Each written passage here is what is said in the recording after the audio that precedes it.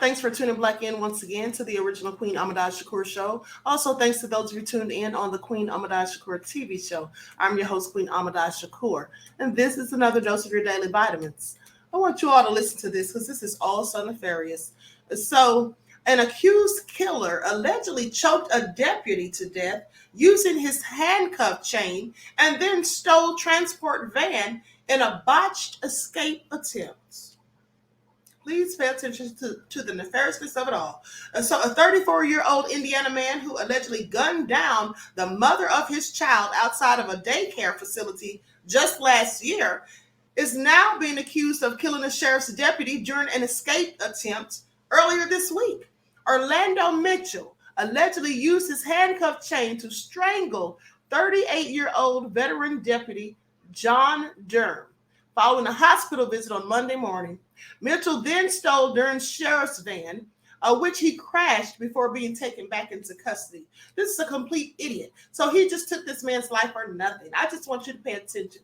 How far did he actually think he was going to go? Hasn't he heard or seen all of the other stories of fools who try to escape only to get caught later?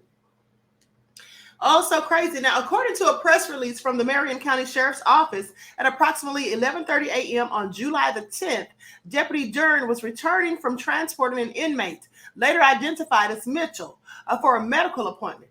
Now, at some point during the return, Mitchell allegedly assaulted Durham inside of the Sally Port of the Criminal Justice Center complex in the 600 block of Justice Way and then stole the transport van. Mitchell was alone in the transport van, which authorities say he drove out of the detention center before crashing less than half a mile away. And this was on a strip of road in the area of 3000 Prospect Street. MCSO deputies and officers with the Indianapolis Metropolitan Police Department, they took Mitchell into custody at the scene of the crash. Now, at least one deputy received a minor injury in the process of apprehending Mitchell, but was treated at the scene and then released. Indianapolis Emergency Medical Services rushed Durham to nearby Ashkenazi Hospital, but he was pronounced deceased a short while after arriving at the facility. The Marion County Coroner's Office performed an autopsy and determined that Durham's manner of death was a homicide, and the cause of death was ligature strangulation. Mitchell was similarly transported to Ashkenazi Hospital by the IEMS, where he was admitted in stable condition following the crash. He was once again placed under arrest and charged with murder after receiving medical care and being discharged from the hospital. Now, the investigation into Durham's death is being led by IMPD. According to a probable cause affidavit that was obtained by Indianapolis Fox affiliate, the attack on Deputy Durham was caught by the detention center's surveillance cameras. They say the document reportedly states that Durham arrived at the detention center's Sally Port, which is the secured entry and exit of the prison, and then parked the transport van. Durham then walked around the van and opened the door to let a handcuff Mitchell out. Mitchell then reportedly positioned himself behind the deputy and raised his hands above Durham's head and placed them around his neck. The two men then fell to the ground, and Mitchell used the chain connecting his two wrist braces to choke Durham, which he continued doing until Durham quit moving. This is all so sad and clearly nefarious.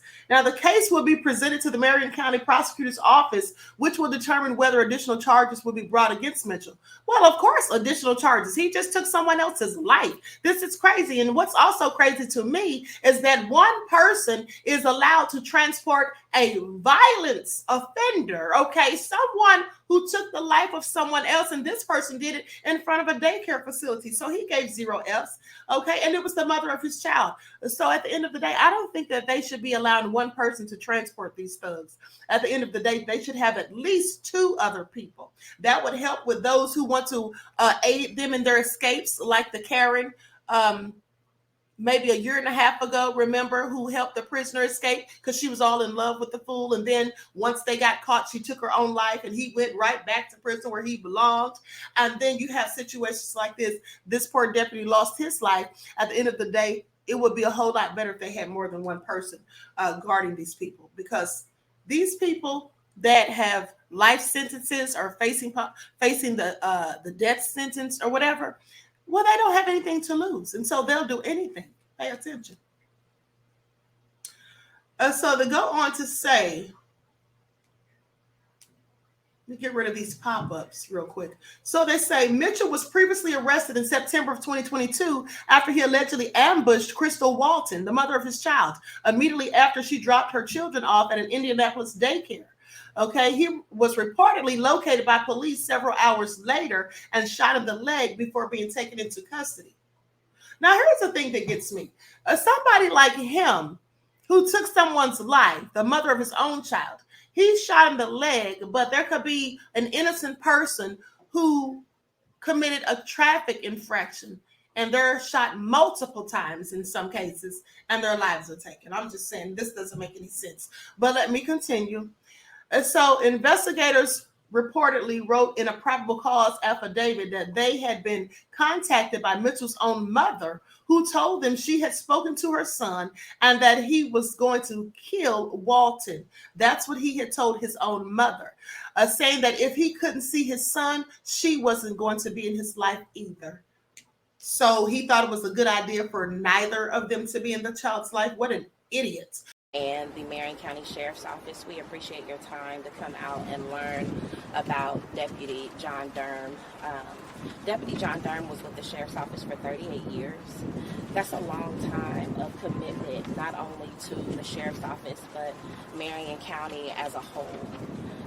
Deputy Durham was an icon for the Sheriff's Office. He was amazing in everything that he did while here.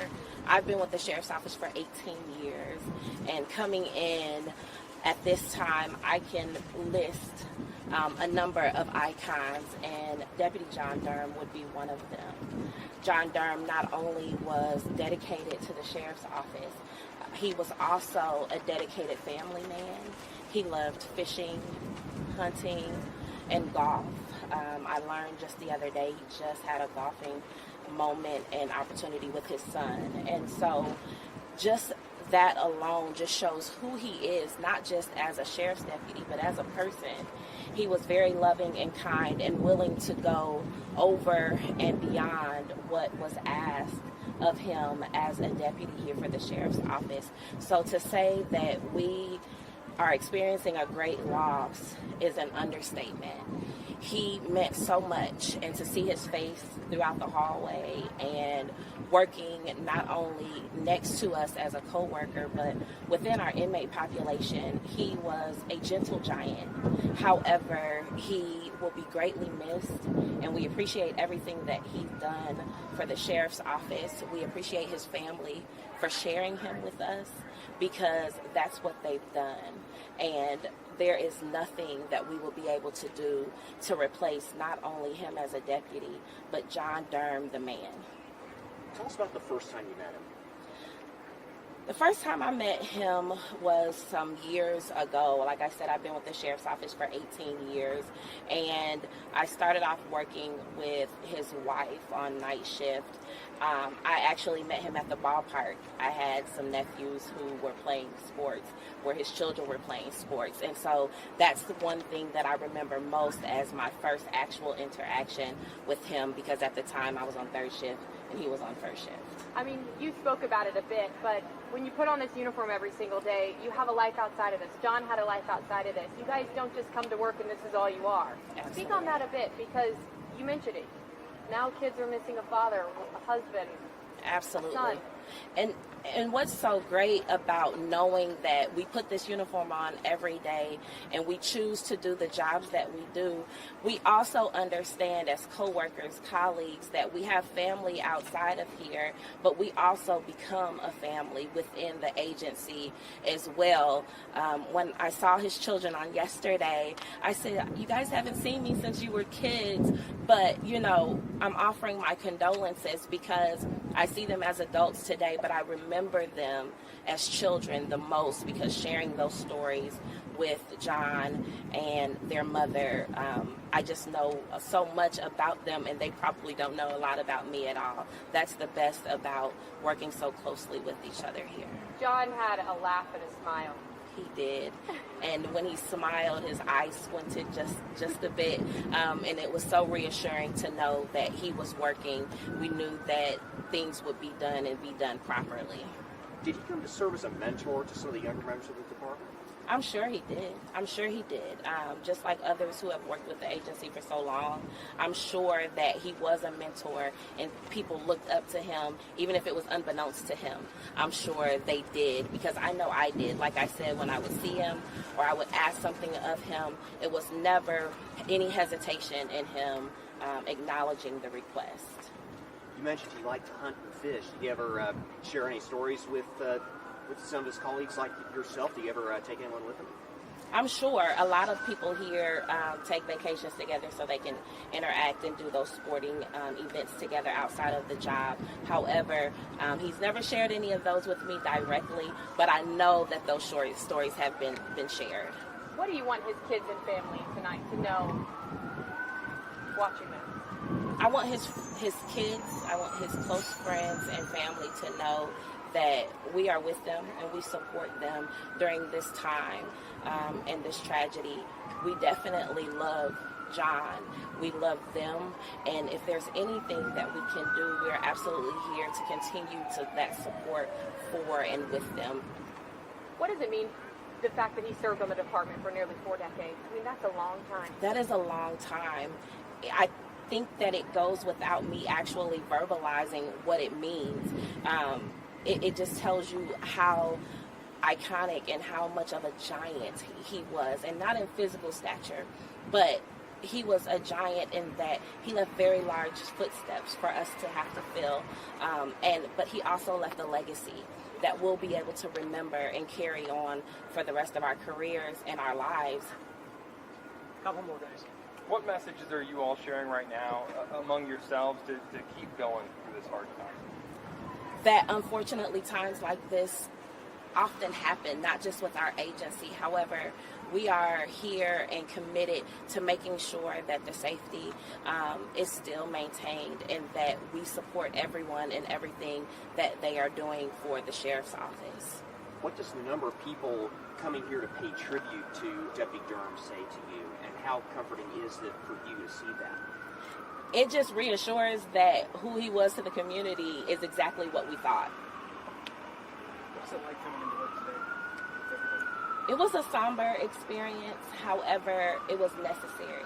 Everyone has to know that we all experienced the same thing on yesterday. However, we are here to support and make sure that everyone remains encouraged.